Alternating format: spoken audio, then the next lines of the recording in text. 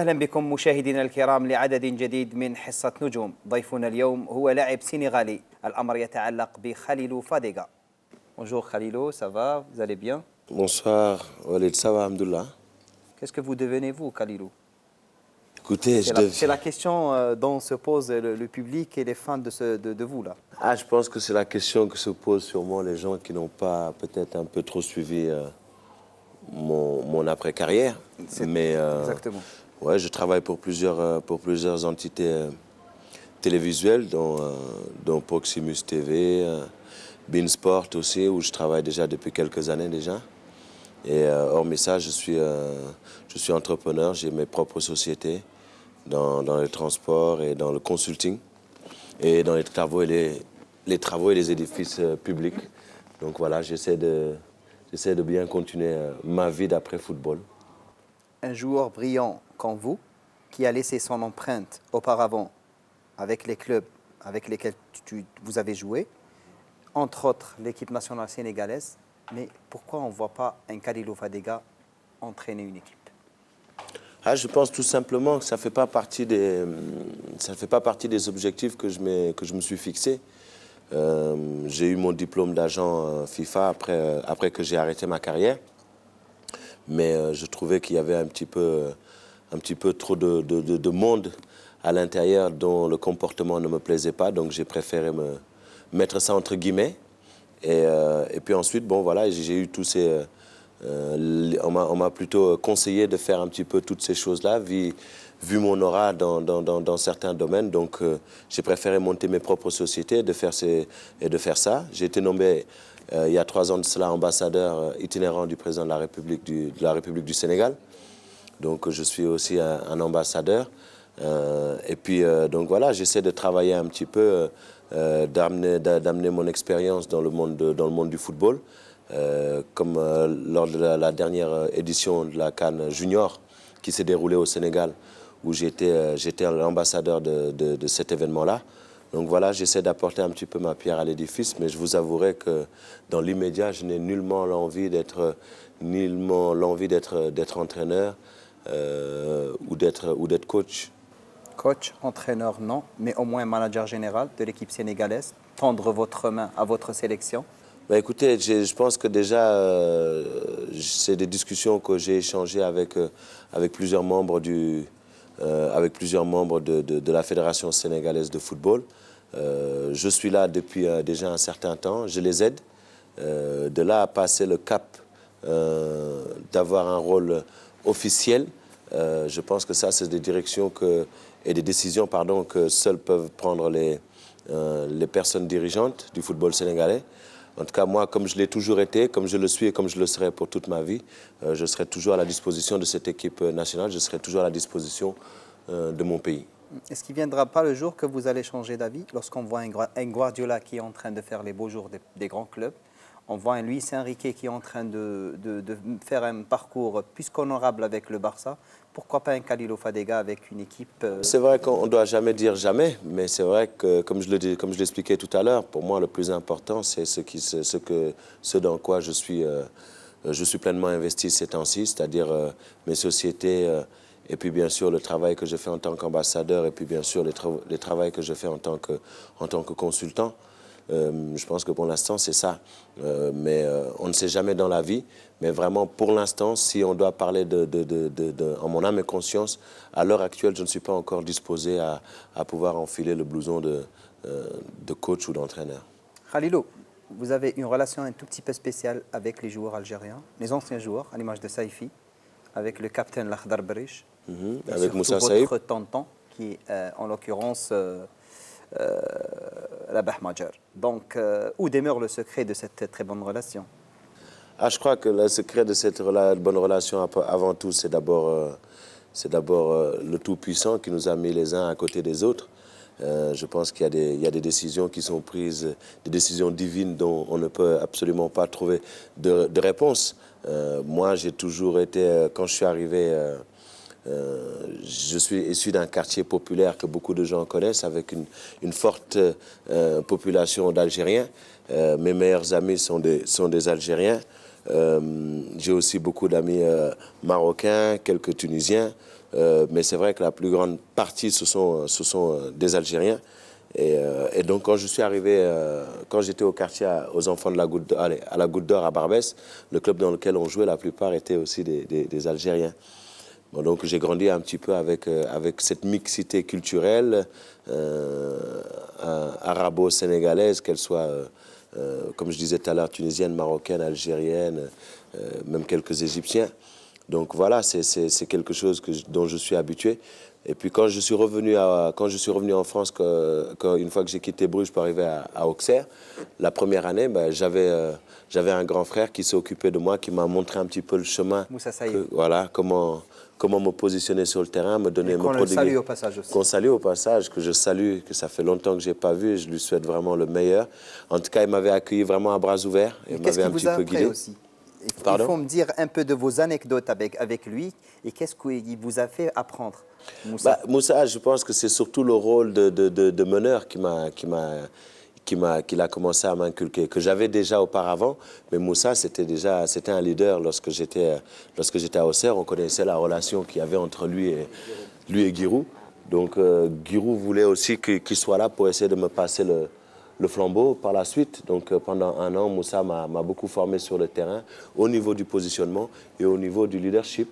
Et puis par la suite, j'ai eu à rencontrer, à croiser sur les terrains un ami qui est un ami très très cher, en la personne de Rafik Saïfi.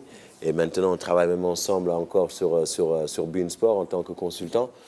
Donc voilà, c'est quelqu'un Rafik, c'est quelqu'un qui me fait énormément... Il y a une complicité entre nous parce que... Oui, parce que je pense qu'on a la même joie de vivre, on a la même... moi, je parlerais plutôt de lui, qu'il a cette humilité-là, cette sympathie, cette gentillesse, cette envie de toujours aider son prochain. Et je pense que il est serviable. Et c'est ce qui nous a beaucoup rapprochés. Donc voilà, on se croisait sur le terrain, on se respectait sur le terrain, on se respecte en dehors du terrain. Et maintenant, on se respecte encore plus, étant donné que nous avons beaucoup mûri, nous avons pris de l'âge et beaucoup de maturité qui va avec. Et donc voilà. Et puis après, bon, il y a d'autres personnes, Lagdar Berich, qui aussi m'a beaucoup aidé lorsque je suis venu, lorsque je suis arrivé à beIN Sport. Et puis bon, il y en a un qui est peut-être le dernier, mais pas des moindres, c'est Tonton Rabat Magère, qui m'avait invité aussi pour les matchs de gala qu'il faisait, et puis qui a toujours pris beaucoup de soins. Et puis, lorsque j'étais au Qatar, à m'appeler, à savoir si j'allais bien, si je n'avais besoin de rien. Donc voilà, ce qui m'approche un petit peu de toutes ces personnes-là, c'est tout simplement leur gentillesse, leur humilité et leur grandeur d'esprit. On fait un petit flashback en arrière, on revient à vos précédents passages. Parlez-nous un tout petit peu de votre carrière. Un peu en France, Belge, l'Italie. C'était la cimetière un tout petit peu d'un calvaire de votre carrière. Puis, vous vous êtes métamorphosé en Angleterre. Donc, parlez-nous un peu de ça, Khalidou. Écoutez, moi, c'est simple. Comme je le disais, je suis un enfant de Paris. Je viens des trottoirs de Paris. Je viens d'un quartier populaire qui s'appelle Barbès-Rochechouart, que je pense beaucoup de gens connaissent. Puis par la suite, je suis parti au Paris Saint-Germain, qui ont été la première équipe à m'offrir des vraies chaussures de foot. Parce que quand on joue dans la rue, on joue souvent avec des baskets. Et là, c'était la première fois que je mettais des chaussures de football. C'était quand je suis allé justement aux Enfants de la Goutte d'Or, puis au Paris Saint-Germain.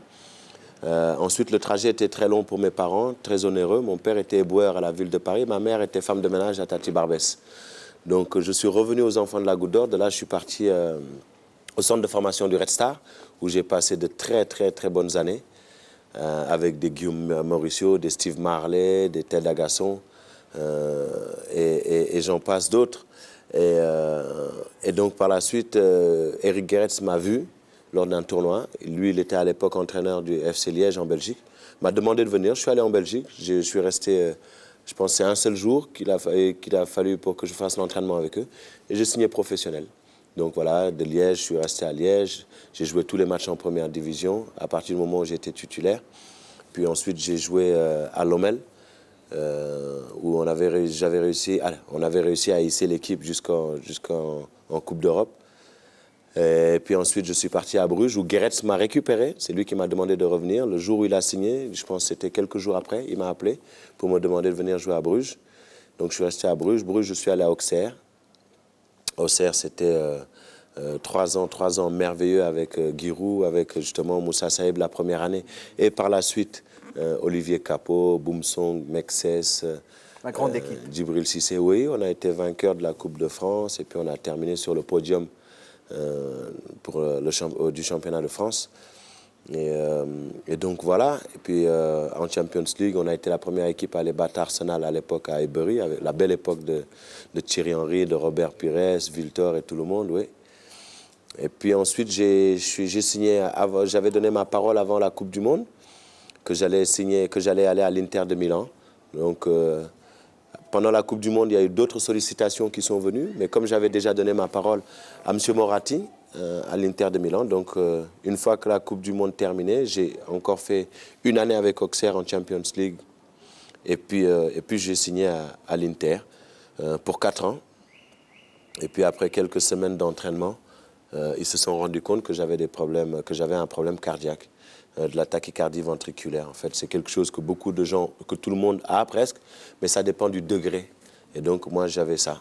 Et par la suite... C'est pas comme la maladie de Noanouan-Koukano, non? Non, c'est pas la même chose. Noankou, c'était une malformation. Moi, c'était de la tachycardie, c'est-à-dire que c'était souvent des extra-bits. Mon cœur s'accélérait.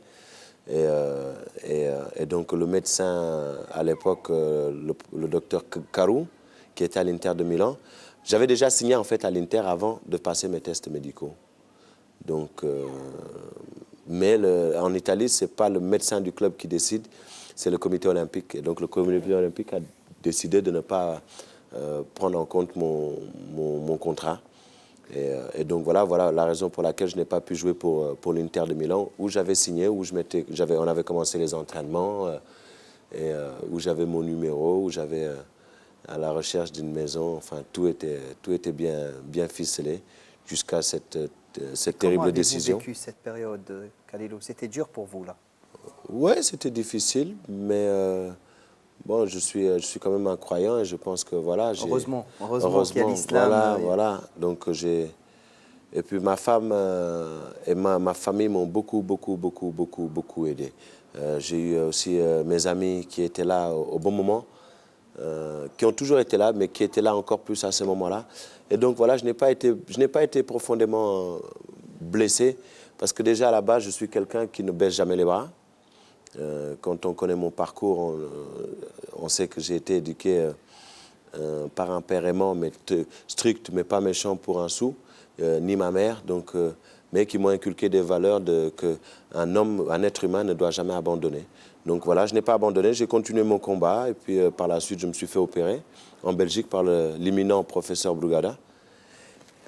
Et de là, je suis parti en Angleterre, à Bolton, à la belle époque de Bolton, avec J.J. Okocha, Les Ferdinand, Nakata, Fernando Hierro, Kevin Nolan, El Hadji Diouf, Radi Jaidi. On avait une très bonne équipe. Et après la réussite de votre opération, qu'est-ce que vous vous êtes dit? Est-ce que vous avez eu des contacts de la part de vos anciens coéquipiers? Est-ce que l'espoir a rené encore une fois? Vous avez non, en fait, non. Quand il y a eu cet épisode-là, je pense que j'ai eu le soutien des gens sur lesquels je comptais. Après, il y a d'autres gens qui ont, à un moment donné, avant ça, m'ont téléphoné. Et par la suite, je ne les avais pas eus. Mais ça ne m'a pas dérangé parce que je ne m'attendais à rien de qui que ce soit. Des personnes dont je m'attendais beaucoup, ces personnes-là ont été présentes. Donc, après Bolton, il y a eu beaucoup d'expérience après cela. Parlez-nous un tout petit peu et brièvement du championnat anglais. Les caractéristiques de ce championnat. Les caractéristiques du championnat anglais sont très différentes de celui de l'Italie, où l'Italie, il y a beaucoup de préparation tactique. La France, il y a beaucoup de préparation technique, de travail devant le but. L'Angleterre, c'est beaucoup plus un travail physique, de musculation et tout. Et on prend le champion, on prend en fait les matchs avec beaucoup moins de stress. Et je pense que c'est quelque chose d'exceptionnel, c'est quelque chose de complètement différent, mais de bon. Parce que jusqu'à 10, 15 minutes, ou même en sortant des vestiaires, avant le match, vous avez encore de la musique. Chose qui est dans certains clubs ou dans certains pays du domaine de l'impossible. En Angleterre, il y a tout ça. Et puis, n'oubliez pas que chaque week-end, c'est quand même des grosses équipes. C'est des stars du football. Donc, ouais, vous avez l'impression, en fait, de jouer toutes les semaines la Champions League. Et c'est quelque chose d'exceptionnel. L'ambiance qu'il y a dans les stades, l'approche qu'ils ont du football, cet amour qu'ils ont du football,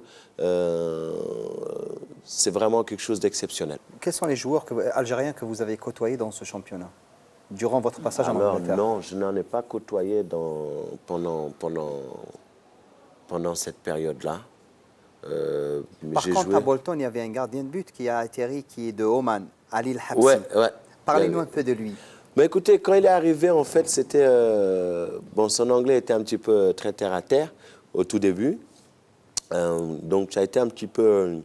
il s'est beaucoup rapproché surtout de ceux qui étaient des musulmans.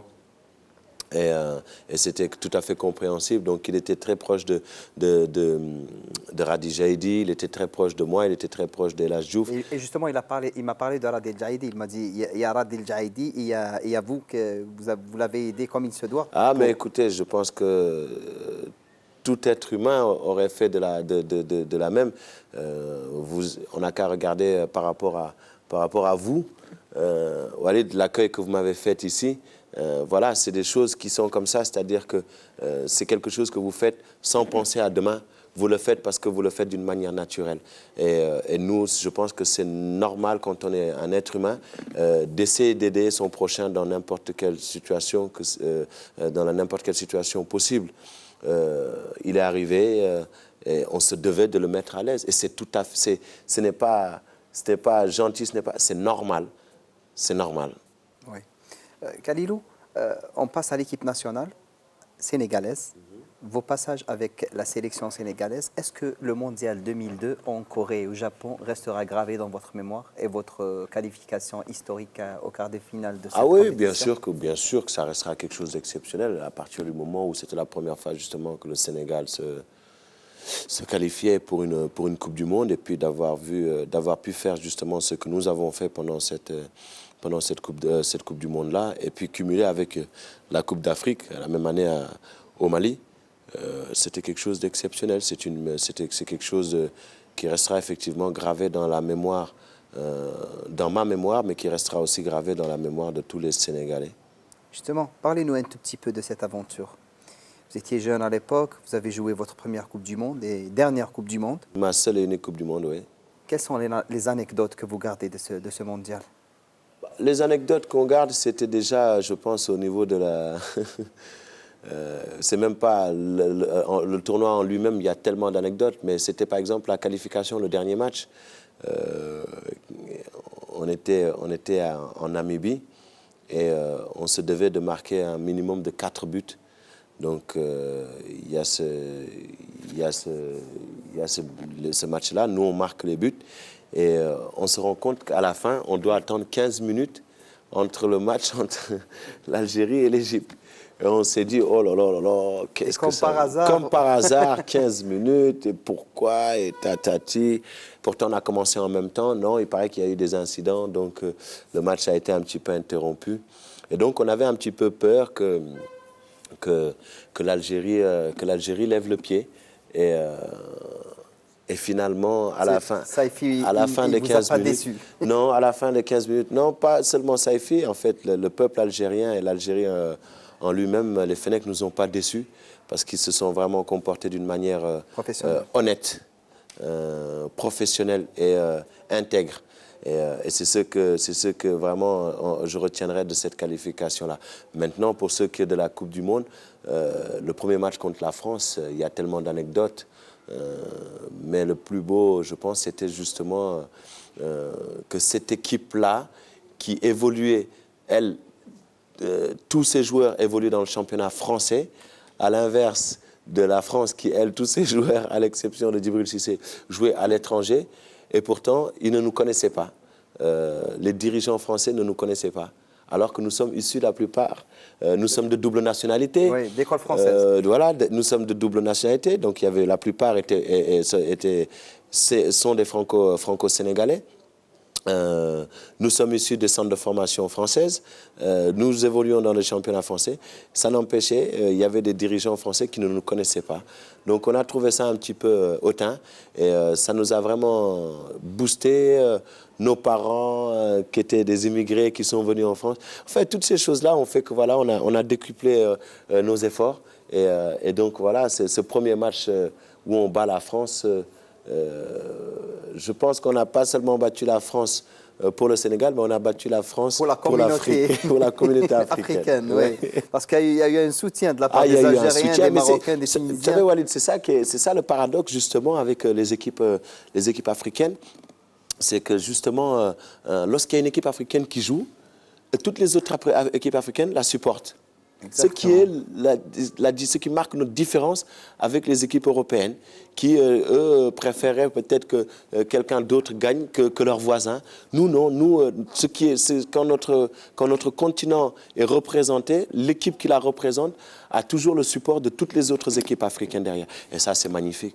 Khalilou, quelle est votre idole dans votre carrière de joueur? Écoutez, mon idole, ça a été quand même s'il a joué pour... moi, je suis, depuis l'âge de 6 ans, la première fois que j'étais au Parc des Princes, je suis supporter du Paris Saint-Germain. Paradoxalement, un des joueurs qui m'a marqué, dont j'ai toujours aimé la manière de jouer, c'était Enzo Francescoli. Oui, c'est un grand joueur aussi. Un très, très grand joueur.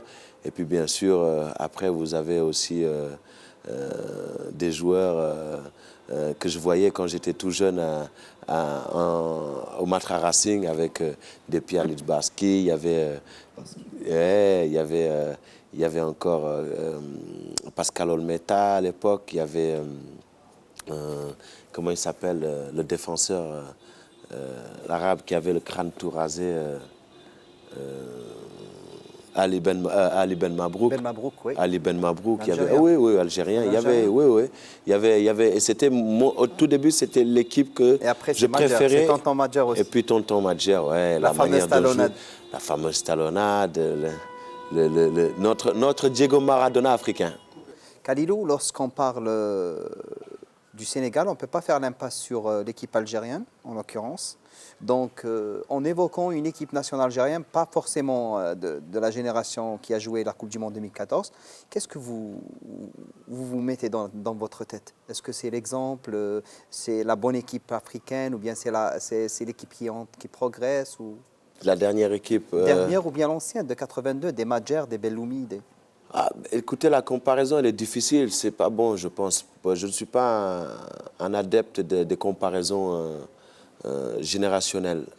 Je trouve que à ce moment-là, le football était autre quand c'était encore des gens comme même Rafik Saifi, même des gens comme Rabat Madjer. La manière dont ils jouent au football est complètement différente de ce qui se fait maintenant. Mais c'est vrai que ce qui se fait à nos jours, des joueurs comme Brahimi, Fegouli, tous ces joueurs-là, pour moi, voilà, un joueur que j'aime beaucoup, que j'ai eu lorsqu'il était au centre de formation à Auxerre, c'est Senebda.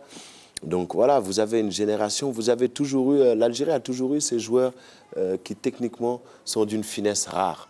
Mais qu'est-ce qui manque à l'équipe algérienne pour faire le même parcours, par exemple, comme le Sénégal, le quart de finale en Coupe du Monde? Je pense que c'est d'abord un peu de réussite, et puis peut-être pouvoir un petit peu de temps en temps augmenter son impact physique. Quand vous jouez dans ces compétitions-là, la technique seule ne suffisait pas.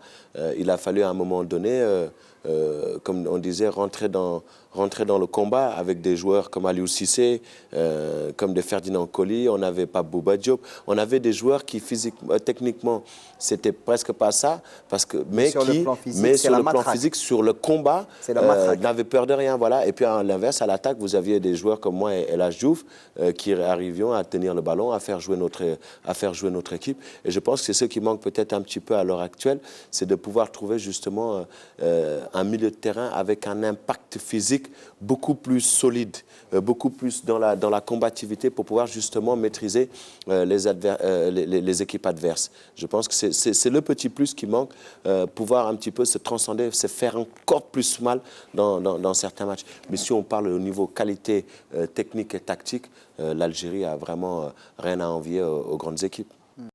L'histoire de l'équipe nationale a renoué avec la Coupe du Monde en 2009 et Derman puis la qualification en Afrique du Sud.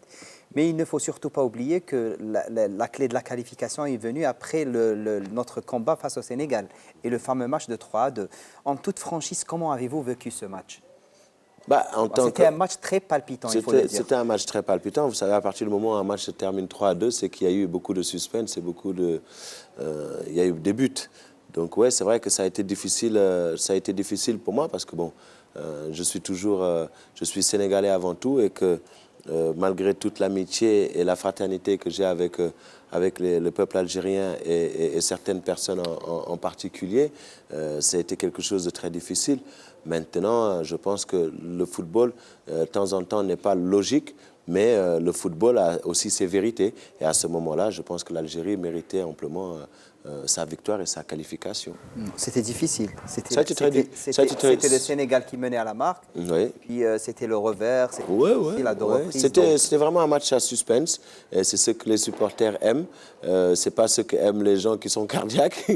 mais c'est vrai que c'était un match très intense. Mais voilà, comme je dis, écoutez, les meilleurs l'ont emporté et on a pu voir un petit peu jusqu'où ils ont amené quand même le continent africain durant la Coupe du Monde.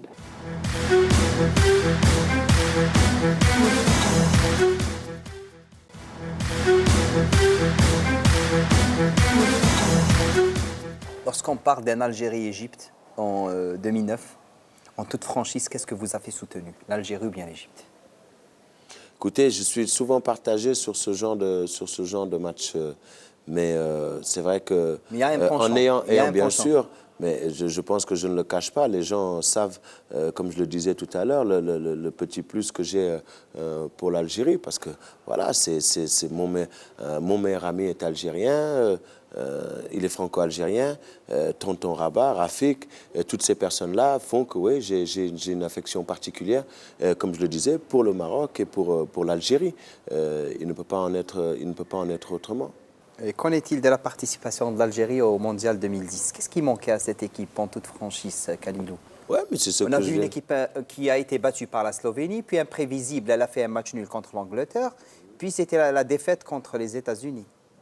Ouais, mais je pense que c'est ce que je disais, c'est à un moment donné où certaines personnes, vous savez, quand on dit de vous que vous êtes le leader d'un groupe, d'une équipe, vous devez justement, dans les moments opportuns, d'amener votre équipe vers le haut, de tirer votre équipe vers le haut.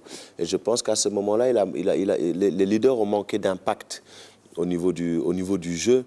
Et je pense que c'est ce qui a un petit peu compliqué la tâche des Algériens. Et puis bien sûr, au niveau du combat physique, je pense qu'il y a aussi quelques duels qui ont été perdus où l'Algérie aurait dû être beaucoup plus solide, beaucoup plus agressif au niveau de la récupération du ballon. Je pense que ces deux petites choses-là, si je peux me permettre de dire, c'est ces deux petites choses-là qui ont peut-être manqué un petit peu au Fennec. Qu'est-ce que vous retenez, vous, de l'ancienne génération, de l'année 2010? Quel est le joueur qui vous a épaté de plus, qui vous a attiré l'attention? Écoutez, c'est difficile de sortir un seul joueur. Vous avez parlé tout à l'heure de Hassan Yebda, il figurait parmi les il était là, Hassan, je me rappelle très bien, avec sa crête.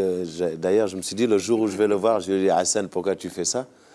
Donc voilà, non, je trouve qu'il y avait une très bonne équipe, il y avait une très bonne génération. Il est difficile pour moi de sortir un seul joueur parce que ça serait incongru de ma part. Mais je trouve qu'il y avait une bonne osmose, il y avait une très bonne équipe. Mais bien sûr, j'ai une affection particulière pour Hassan Yebda parce que je le connais personnellement. Il venait de temps en temps me voir quand l'équipe première s'entraînait, quand il était au centre de formation à Auxerre. Donc voilà, non, j'ai beaucoup aimé cette équipe-là, mais c'est vrai que j'ai un petit pincement en plus pour Hassan.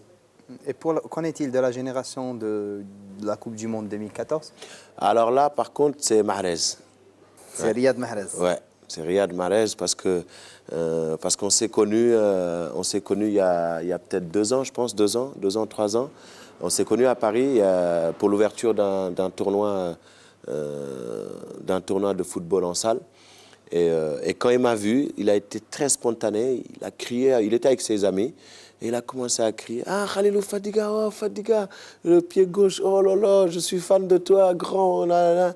Ah là là. » Et puis, comme bon, il parle comme ça à Mahrez, hein, Oui, je suis très fan de toi, grand, là là. Et donc voilà, et puis il a eu cette spontanéité de venir me demander de lui prodiguer des conseils.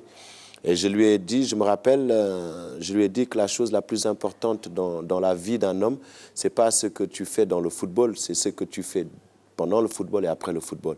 Et pour que les gens te donnent toujours le même respect, il ne faut pas oublier d'où tu viens et qui était là pour toi. Et à partir du moment où tu fais les choses bien pour ta famille, pour tes amis et pour tes compatriotes, Inch'Allah, il ne t'arrivera rien du tout parce que tu auras justement la bénédiction de ta famille et tout ça. Et quand tu as ça, il ne peut absolument rien t'arriver. Après le football, je pense que j'ai vu comment tu joues au football, j'ai vu comment tu dribbles, j'ai vu la vivacité que tu as. On n'a rien à t'apprendre. Peut-être 2 ou 3 choses que ton entraîneur mettra en place, mais vraiment le respect de ta famille, le respect de tes amis et de ne pas oublier d'où tu viens, Inch'Allah, tu arriveras très très loin. C'est le conseil que je lui avais prodigué quand on s'était vu je pense que c'était à Aulnay. Oui. Ouais, Mahrez. Mahrez, il a fait une Coupe du Monde tout juste moyenne. Ça, c'est vous qui le dites. Moi, je ne trouve pas. C'est le public qui juge. C'est le public qui juge parce que là, c'est le manque d'expérience. Non, Walid, c'est un jeune. Je veux dire, il faut quand même avoir un peu de... Non, c'est normal parce que c'est sa première expérience. C'est sa première expérience. Il y a encore 3 ans. Je ne l'ai pas blâmé. Non, mais vous dites, oui, il a fait moyen. Non, il n'a pas fait moyen. Il a fait, pour son âge, pour sa première expérience, il a fait une bonne Coupe du Monde. Il y a le stress, il y a l'inexpérience de cette compétition. Il faut voir qu'il y a 3 ans auparavant, il était encore au Havre.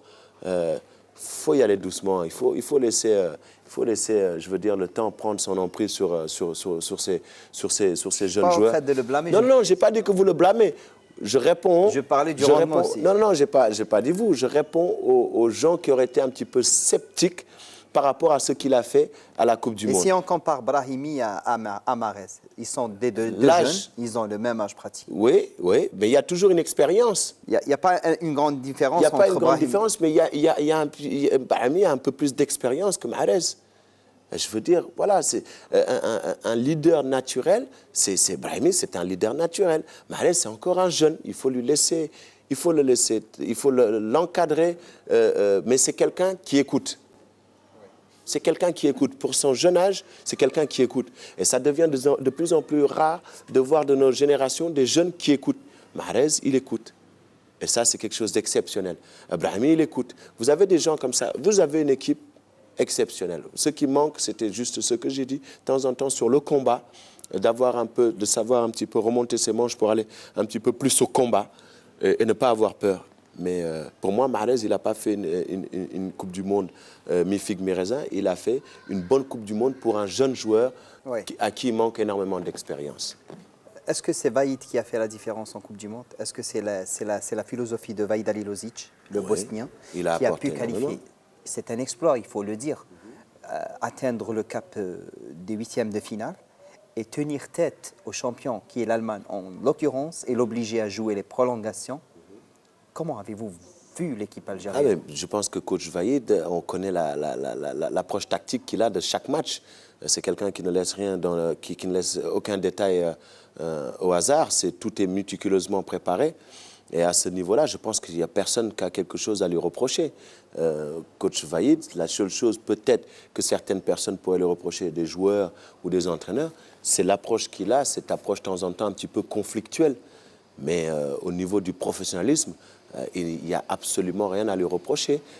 C'est un monsieur qui aime son métier, qui connaît son métier et qui a fait vraiment de bonnes choses avec, qui a fait de bonnes choses avec la Côte d'Ivoire, qui a fait de très bonnes choses avec l'Algérie. Là où il a été, il a toujours fait des bonnes choses. Ce n'est pas dû au hasard, c'est dû au travail. Maintenant, Travail à la qualité de joueur travail, aussi. la qualité, mais bien sûr, mais c'est lui qui sélectionne. Des fois, on pourrait se poser la question de pourquoi il ne sélectionne pas un tel et il prend un tel. Lui, il le sait pourquoi. Maintenant, je dis, toutes ces qualités-là, de temps en temps, sont un petit peu offusquées par un seul problème.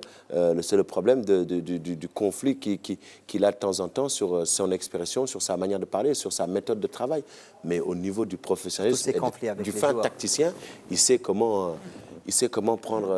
faire l'approche d'un match. Mais on le blâme par rapport à ses conflits avec les joueurs. C'est ce que je viens d'expliquer. Boudebouz, il y a eu l'affaire Boudebouz, il y a eu l'affaire Ziani. Ça veut dire qu'il a eu des litiges un peu partout avec. Même lorsqu'il était à Trabzonspor, il a eu des conflits avec des joueurs. Oui, mais comme donc, je l'ai dit, est-ce que ce genre d'entraîneur pourrait, ça veut dire réussir ou bien glaner un titre avec ce genre de comportement? Bah, écoutez, c'est un peu péjoratif de votre part de dire ouais, ce genre de comportement. C'est son caractère qui est comme ça. Et effectivement, c'est compliqué. Mais on a vu des entraîneurs qui sont aussi qui sont très fins techniciens et qui pourtant ont, à la fin souvent de leur mandat, se terminent aussi dans un certain conflit. Le plus bel exemple, je pense que c'est quand même José Mourinho. Il n'y a pas meilleur entraîneur que lui, à l'heure actuelle. Il fait partie des meilleurs, des 2 ou 3 meilleurs entraîneurs au monde. Pourtant, c'est quelqu'un qui est plus qui de temps en temps aime bien le conflit mais il protège ses joueurs, il protège son groupe. Et puis, à l'inverse, vous avez d'autres entraîneurs qui, pour moi, à l'heure actuelle, fait partie aussi un des 2 meilleurs entraîneurs au monde, qui est en la personne de Capello, et qui pourtant n'a aucun problème de conflit. L'être humain est différent, mais voilà, quand vous êtes entraîneur, ce qui compte le plus souvent, c'est le résultat final. Lorsqu'on met Vaïd dans une main et on met Gourcuff dans une autre main, faites la comparaison entre ces 2 entraîneurs. Bah, vous avez un entraîneur en la personne de Gourcuff qui est plutôt un entraîneur formateur, comme le sont des entraîneurs comme Wenger, comme Ronald Koeman aussi. Maintenant, je trouve qu'il est beaucoup entraîneur formateur. Et puis auparavant, vous aviez Giroud, ou par contre un entraîneur comme Vaïd est plutôt un entraîneur tactique qui s'arrête à ce qui est vraiment l'entraîneur, c'est-à-dire qui prend pas pour faire de la formation, mais pour perfectionner les joueurs. Et voilà, je pense la différence qu'il y a, c'est un est un entraîneur formateur, l'autre est un entraîneur. Et lorsqu'on met Gourcuff et Vaïd, quel est le point commun? Quelle est la différence entre ces 2 entraîneurs? Le point commun, c'est l'amour du football, je pense, des 2 côtés. Oui. Ils ont un amour inconditionnel avec le football, que ce soit coach Vaïd ou que ce soit Gourcuff.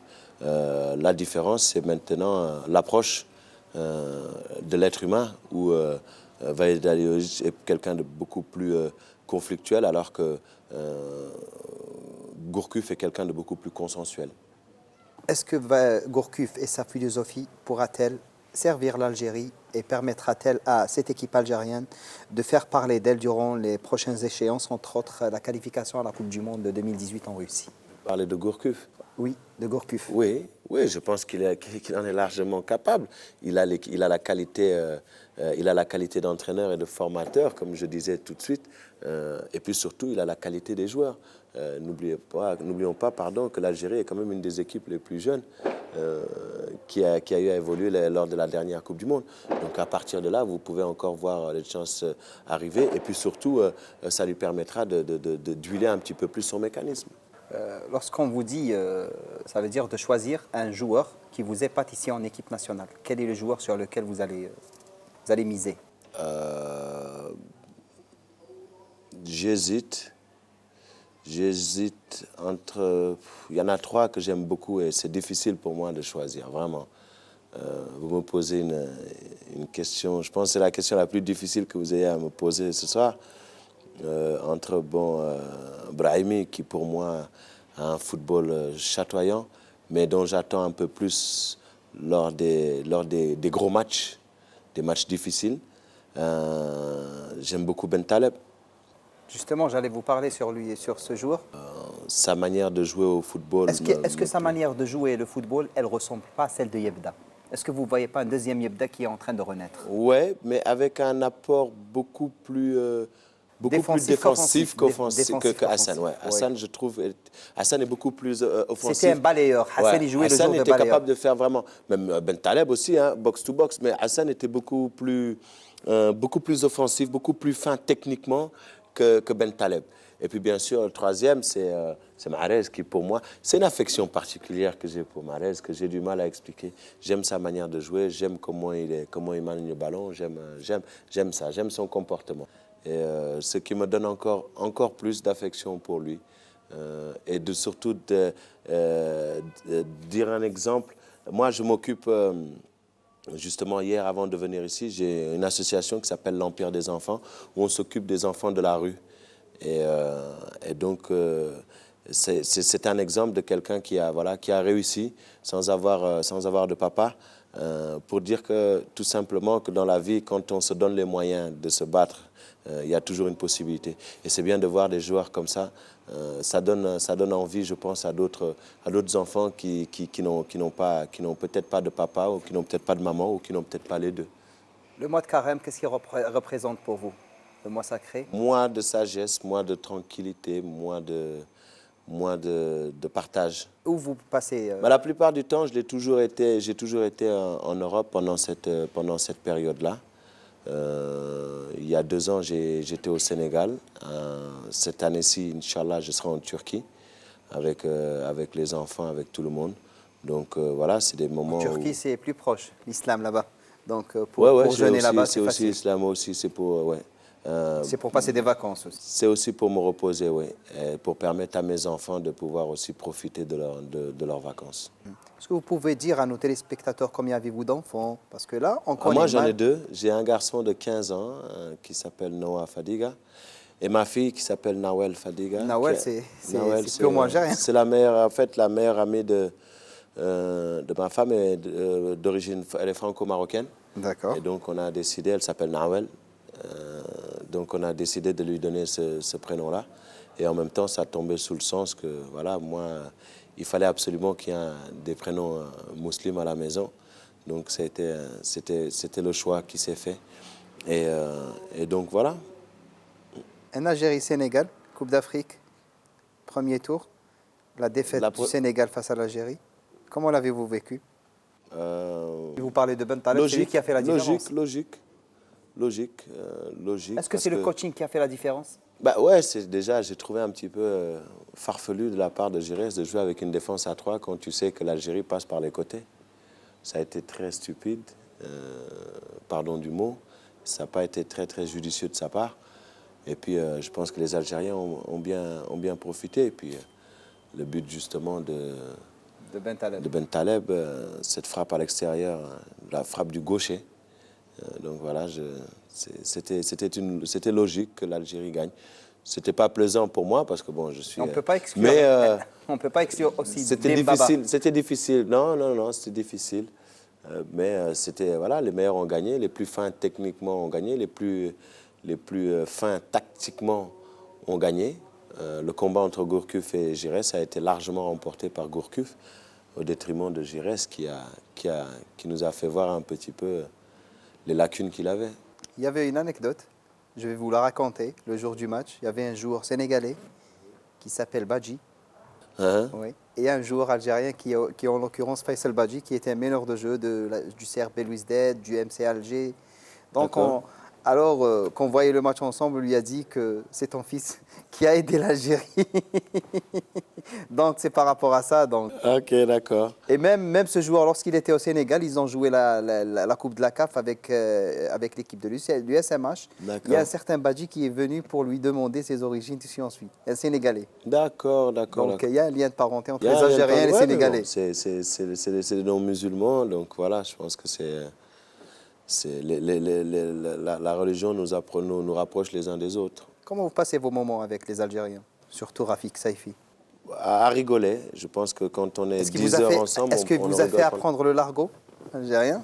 Oui, il m'apprend quelques mots, mais je n'ai pas attendu après Rafik pour apprendre quelques mots. Non, je pense que quand on vient de Barbès, il y a beaucoup de mots Par exemple, qui se répètent souvent. Qui se répètent souvent. comme Ouais, comme je disais tout de suite, quand ils sont fâchés, ils aiment bien dire à la balek. À la balek. Khalilo, on arrive au terme de notre émission. On vous laisse le choix de conclure, de dire ce que vous voulez au peuple algérien. Vous avez la caméra devant vous, Alors, ce que je vais dire, c'est déjà avant tout merci. Merci pour l'accueil que j'ai à chaque fois que je viens dans ce merveilleux pays. Merci pour l'affection que j'ai reçue de la part des gens comme Madjer, comme Rafik Saifi, comme Moussa Saïb, comme Lakdar Berish, toutes ces personnes-là, comme vous. Pour moi, c'est vraiment, quand je viens ici, j'ai l'impression d'être à la maison. Donc, je tiens à remercier vraiment le peuple algérien. Et puis, j'en profite pour saluer tout le quartier, la Goutte d'Or, Salam. Et puis, je les embrasse tous et j'espère bientôt les revoir. Et à la balek. Merci Khalilo. Merci. Je vous remercie. Merci. Voilà. وأنتم مشاهدينا الكرام نضرب لكم موعدا في عدد جديد من حصة نجوم. إلى ذلكم أقول لكم سلام.